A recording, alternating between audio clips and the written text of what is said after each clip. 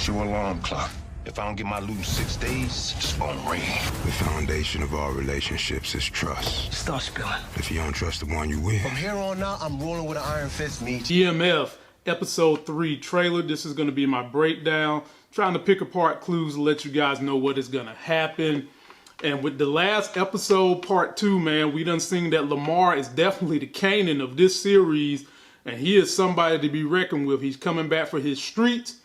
And he's a big part of this trailer, so let's break it down. If you're finding me for the first time, please subscribe to the channel. If you already are subscribed, please share my video and give me a like. Be sure to follow the Life Gains Financial channel. That's my other channel where I'm putting up how you can invest in stocks, real estate, make yourself a little bit of money. And if you ever want to join us live to cover any of the shows we do, hit me on Instagram, subscribe to my Instagram, DM me. Let's watch the rest of this trailer, and then we'll go through it. They become a threat. How long have you known? What is it about the Fluttery Boys that has you acting like some kind of priest? Mom? Don't you say nothing to nobody. When I was starting to get a clear picture of everyone. First scene, Meech is in the car with Pat, and Pat wants his damn money. Now, Meech is in a problem. He gave up territory by the rec center, which is costing him money, because they was making a lot of money from that area. And then when they just put the drugs in the stash house, they just lost $6 grand because Kato and Mickey didn't take a good look at the place to make sure it was empty. And so now Pat is basically saying, look, bro, you short me my loot. I want my money. And if you don't come up with it, I'm going to have to go old school on that ass. Now, Pat is old school. And I do believe that no matter how much he cares about Meech and Terry, he will put a gun in their face in the middle of the night if they don't come up with the money. The issue here is Meech and T is trying to take over. You know, they already done said they're going to try to find them a new connect. And if you remember from the first episode, I think Meech was on his way to the new connect to get things started. And so now it's going to be time for them to have to come up with a plan because they got to get Pat his money, and then they've got to reestablish new territory. Then they got Lamar sniffing at their hind parts, who is not going to go away. We hear a voiceover of Meech, older Meech, talking about learning how to trust people. We see him coming from a porch, walking away. We see some people in the street doing some drugs, making the exchange. We catch Meech rolling up somewhere. You know, got his jacket on, looking right with that nice necklace, that Mercedes Benz, doing it the way they do it in the D. And then we catch old homegirl, Kato. Now, we know that she has some kind of a dark secret. I can only imagine what that secret is, and I can think that we possibly going to start finding out some of this dark secret in this coming episode.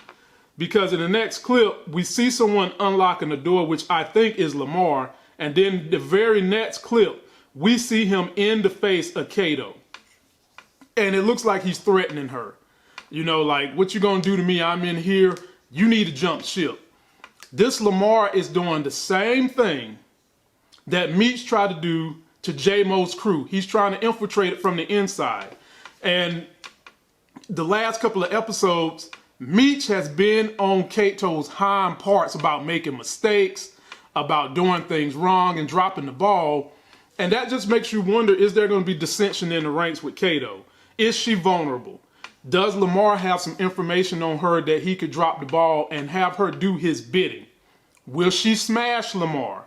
I don't know, but we're going to find out where they're going. We see Meech walking away from a porch.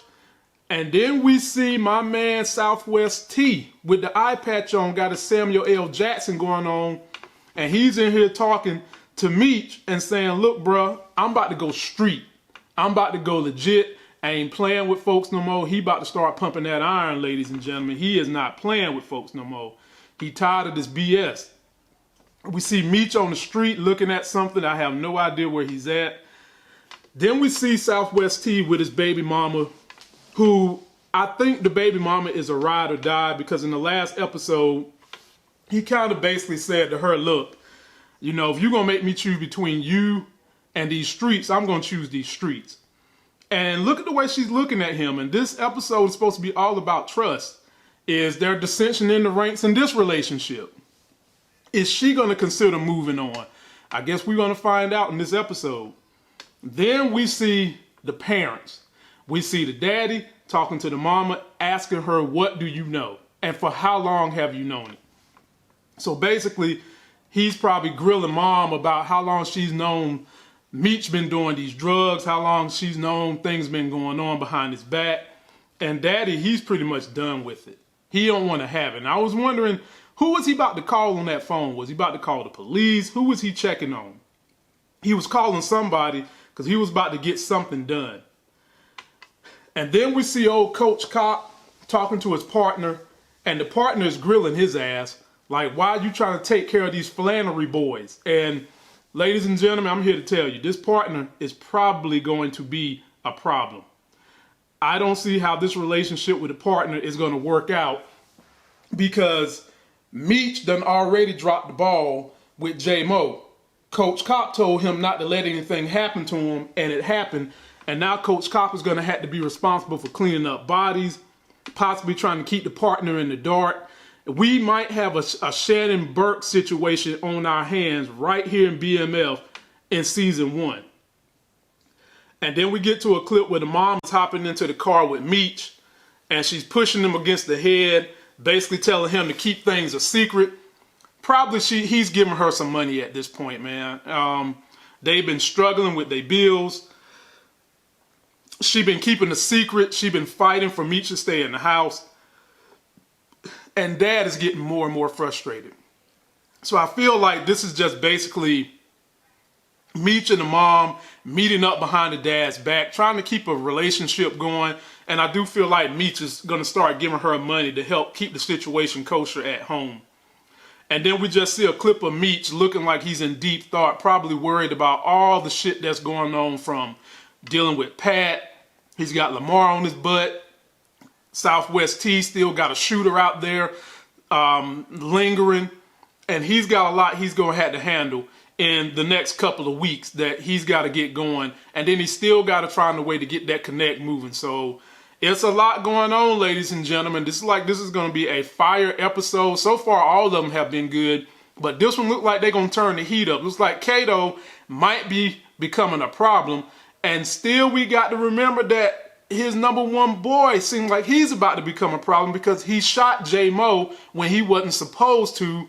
And Meech ain't do nothing to nip that in the bud. He should have whipped his ass. He should have done something to let him know I'm the boss, not you.